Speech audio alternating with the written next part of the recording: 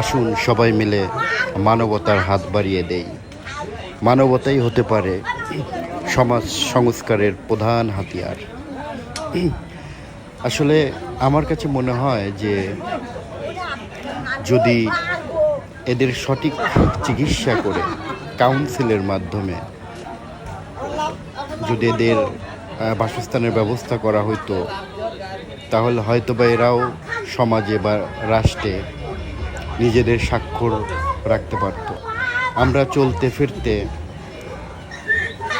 বাংলাদেশে হাজার হাজার এরকম মানসিক প্রতিবন্ধী শিশু দেখতে পাই, যেটার আমাদের হৃদয়কে নাড়া দেয়, যাদের কোনো পরিচয় নেই, যাদের কোনো থাকার জায়গা নেই। তারা ভাসমানভাবে বিভিন্ন এলাকায় গিয়ে বসবাস করছে অস্থায়ীভাবে, এবং এরাও হয়তোবা মানুষের মতোই জীবনযাপন করতে পারত, কিন্তু পরিবেশ পরিস্থিতির কারণে হয়তোবা এটা সম্ভব হয় না।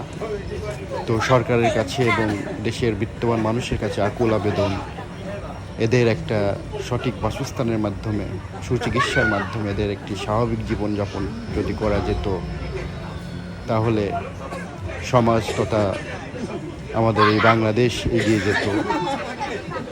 আর এদের নিয়ে এই বাংলাদেশকে একটা সঠিক বাসস্থানের মাধ্যমে এগিয়ে যাওয়াই আমি মনে করি ডিজিটাল বাংলাদেশ সেদিনই রূপান্তরিত হবে। মানবতার জয় হোক, ভালোবাসার জয় হোক।